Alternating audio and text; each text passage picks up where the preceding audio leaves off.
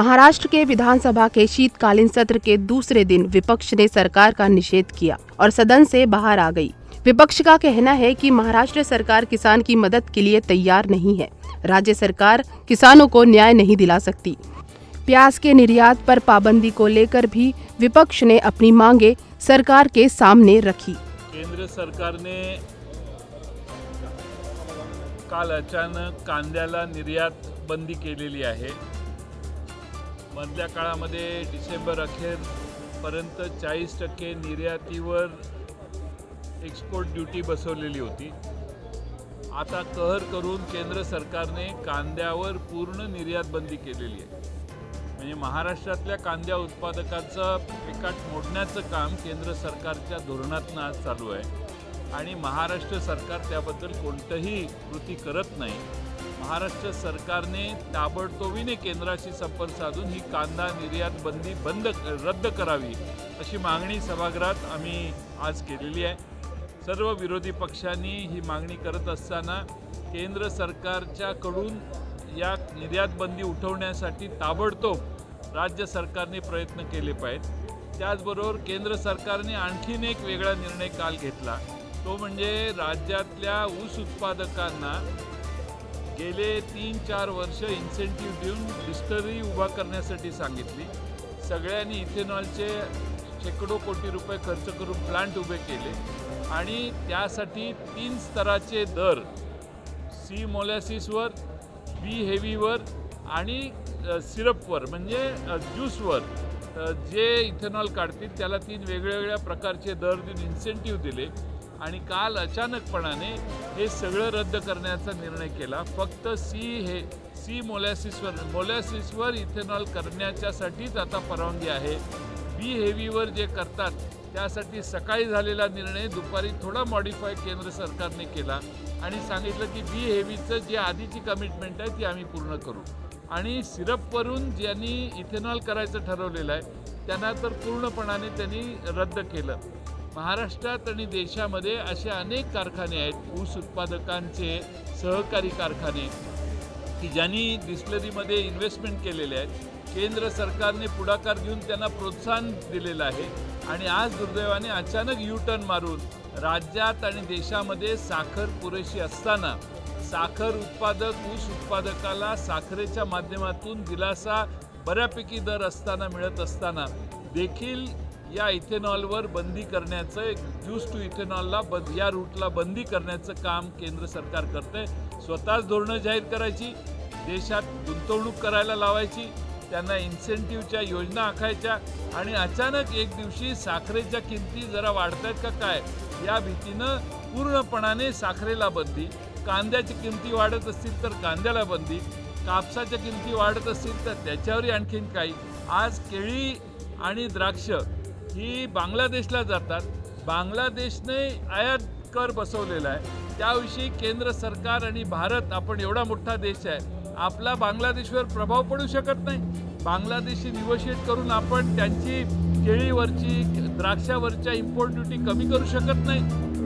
संत्र्याच्यासाठी देखील हीच परिस्थिती आहे, संत्र्यावर देखील इम्पोर्ट ड्युटी केली आहे। आता संत्र्याचा सीझन संपत आला त्यावेळी राज्य सरकारमधले प्रमुख म्हणतात की आम्ही संत्र्याच्यासाठी निर्यात तिथं आयात शुल्क ज्यांनी लावलेलं आहे त्यातला काही भाग आम्ही उचलू, पण आता ज्यांना शक्य होतं त्यांनी केलं आणि आता पूर्णपणाने संत्र्याचं सीझन संपत आलेलं आहे आणि म्हणून राज्य सरकारचे शेतकऱ्यांच्या निर्यातीबद्दलच्या धोरणात आडकाठी घालणारं धोरण केंद्र सरकारचं आहे। राज्य सरकार त्याबाबतीत काहीही आवाज उठवत नाही। त्यामुळं ऊस उत्पादकांच्यावर अन्याय, कांदा उत्पादकांच्यावर मोठं संकट या केंद्र सरकारने आणले आणि आसमानमय आत्ताच अवकाळी पावसाला कांदा उत्पादकांनी तोंड दिलेलं आहे। फार मोठ्या प्रचंड नुकसान कांदा उत्पादकाचं झालं आहे, संत्रा उत्पादकांचं झालं आहे, पण त्यासाठी कोणताही पुढचं पाऊल मदतीचं न येता आज त्यांच्यावर ही कुऱ्हाड धोरणात्मक आणण्याचं काम केंद्र सरकार करतंय आणि आमचं महाराष्ट्राचं सरकार त्या बाबतीत काही करत नाही। अवकाळी पावसाला मदत नाही, दुष्काळाला मदत नाही, पूर्णपणाने केंद्र सरकारच्या हो म्हणण्यात राज्य सरकारची ताकद आता खर्च होते आहे। राज्य सरकार आपल्या राज्यातल्या जनतेच्या शेतकऱ्यांच्या प्रश्नांना न्याय देऊ शकत नाही आणि म्हणून आज आम्ही अवकाळी पावसावर ताबडतोब चर्चा व्हावी म्हणून विधानसभेत मागणी केली. पण ही चर्चा होऊ न देणं याच्यातच मोठेपणा सत्तारूढ पक्षाकडून मानला गेला. ठीक आहे, आमची संख्या आज कमी आहे, पण कमी असली तरी महाराष्ट्रातल्या शेतकऱ्यांचे प्रश्न आम्ही मांडतोय. त्या प्रश्नांची व्याप्ती मोठी आहे. महाराष्ट्रातल्या प्रचंड सर्व भागात झालेल्या नुकसानीची चर्चा करण्यासाठी हे राज्य सरकार का टाळाटाळ करतंय हा खरा प्रश्न आहे. आणि सरकार या चर्चेतून पळ काढतंय अशी आमची मत झालेलं आहे. सरकारकडे उत्तरं नाहीत. सरकारने घोषणा केल्या आहेत, त्याचे पैसे दिलेले नाहीत. मागच्या अवकाळी पावसाचे मागे झालेले ज्या घोषणा आहेत त्यातली एकही घोषणा पूर्ण नाही. 50,000 रुपये रेग्युलर कर्ज भरणारा जो माणूस शेतकरी आहे त्याला 50,000 रुपयाचं अनुदान द्यायचं होतं, त्यातले पैसे कुणाला पोचलेले नाहीत. नुसत्या घोषणांचा सुकाळ आहे आणि कृतीचा दुष्काळ आहे. ही या परिस्थिती राज्य सरकारची आहे. हे शेतकरी विरोधी आहे हे सिद्ध झालं. त्याचप्रमाणे केंद्रामध्ये बसलेलं मोदीचं सरकार सुद्धा हे सुद्धा शेतकरी विरोधी आहे हे आपल्याला आज पाहायला मिळते आहे. राज्यामध्ये मागच्या अवकाळी पावसाचे पैसे दिले गेले नाहीत. पावसाळी याच्यामध्ये आजही महाराष्ट्रामध्ये अर्ध्यापेक्षा जास्त भागामध्ये कोरडा दुष्काळ आहे. आत्ता अवकाळी पावसामुळे पूर्ण नुकसान झालं, पण सरकार मदत करायला शेतकऱ्याला तयार नाही. 7 लाख कोटीचं कर्ज महाराष्ट्राच्या जनतेवर या कपाळ करंट सरकारने जनतेवर लादलं. काल पण पुरवणी मागण्यामध्ये आपण पाहिलं की 56,000 कोटीचं कर्ज म्हणजे पुन्हा पुरवणी मागण्या त्या ठिकाणी ठेवल्यात. आणि सत्ता पक्षाच्या आमदारांच्याच मतदारसंघामध्ये जास्त विकास झाला पाहिजे म्हणून सगळे पैसे तिकडे दिले. आमची मागणी आता आम्ही चर्चा होईल त्यावेळेस करूच, पण आपण पाहता आहे की राज्याच्या सगळ्या भागाचा समविकास झाला पाहिजे. या राज्याच्या सगळ्या भागातल्या शेतकऱ्याला, कारण की महाराष्ट्रामध्ये धान उत्पादक शेतकरी आहे, संत्रा उत्पादक शेतकरी आहे, कापूस उत्पादक शेतकरी आहे, सोयाबीन उत्पादक शेतकरी आहे, ऊस उत्पादक शेतकरी आहे, कांदा उत्पादक शेतकरी आहे, दूध उत्पादक शेतकरी आहे. एकही शेतकरी आज या सरकारच्या या चुकीच्या धोरणामुळे एकही खुश नाही. रोज आत्महत्या महाराष्ट्रात होत आहे. आम्ही सरकारला विनंती केली की आजच तुम्ही चर्चा चालू करा, आजच उत्तर द्या. राज्याचा शेतकरी, राज्याचा अन्नदाता आपल्या निर्णयाकडे वाट पाहत आहे. पण काल पण सरकारने घोषणा केली आणि सांगितले की आम्ही जी मदत दिली त्याच्यापेक्षा जास्त मदत आतापर्यंत कुठल्याही सरकारनं दिली नाही. पुन्हा शेतकऱ्यांच्या जखमेवर मीठ चोळण्याचं काम, कुठलीही मदत शेतकऱ्यांना पोचली नाही. पण त्याच्यानंतरही आम्ही मदत केली असं आव्हान तसं सरकार, तर शेतकरी पुन्हा त्रस्त झालेला आहे. शेतकऱ्यांच्या आत्महत्याचा सत्र सुरू आहे महाराष्ट्रात आणि हे सरकार आपलीच पाठ आपल्या हाताने ठोपटत आहे. विधानसभा अध्यक्ष विरोधकांचा आवाज दाबण्याचा प्रयत्न करते आहे, बोलू देत नाही आहे. एकतर्फा राज्य विधिमंडळाचं अधिवेशन चालवायचा प्रयत्न करतात आहेत आणि अशा वेळेस विरोधी पक्षांनी आज विधानसभेतून बहिर्गमन केलेलं आहे शेतकऱ्यांना न्याय मिळाल्याशिवाय. आणि महाराष्ट्रामध्ये ज्या पद्धतीनं ओबीसी मराठा वाद निर्माण करून दोन समूहामध्ये कायम फूट पाडण्याचं पाप राज्यातलं सरकार करते आहे, त्याही विषयावरची चर्चा या सभागृहात व्हावी ही मागणी आज आम्ही लोकांनी केली. पण सरकार ऐकायला तयार नाही. सरकार पळ काढत आहे विधानसभेतून आणि अशा या सरकारचं धिक्कार करण्यासाठी आणि धिक्कार करून आम्ही या सभागृहातून बाहेर निघालो. आणि दुसऱ्या बाजूला राष्ट्रीयकृत बँका शेतकऱ्याला सक्तीचं कर्ज वसुलीच्या नोटिसा देतात आणि नोटिसा देऊन कर्ज वसुली होत नसेल तर कोर्टात जातात. हा दुर्दैवी भाग आहे. आज जयंत पाटील, नाना पटोले, विरोधी पक्षनेते विजय वडेट्टीवार, अनिल देशमुख या सगळ्यांनी या ठिकाणी सरकारला सांगितलं की यावरती चर्चा करा, पण चर्चा करायची या सरकारची तयारी नाही, ऐकून घेण्याची मनस्थिती नाही. आणि त्यामुळे आज विरोधी पक्षनेत्याला देखील यावरती बोलू दिलं नाही आणि म्हणून आम्ही निषेध केला. माननीय अनिल देशमुख यांनी कापसाच्या बाबतीत गंभीर असा प्रश्न उपस्थित केला, त्यावरती देखील सरकार गंभीर नाही आणि म्हणून या सरकारचा आम्ही निषेध करतो. या ठिकाणी आपल्याला माहीत आहे की आज संपूर्ण महाराष्ट्रामध्ये अवकाळ्याची परिस्थिती आहे. मोठ्या प्रमाणात अतिवृष्टी झाल्यामुळे मोठ्या प्रमाणात शेतकऱ्यांचं नुकसान झालेलं आहे।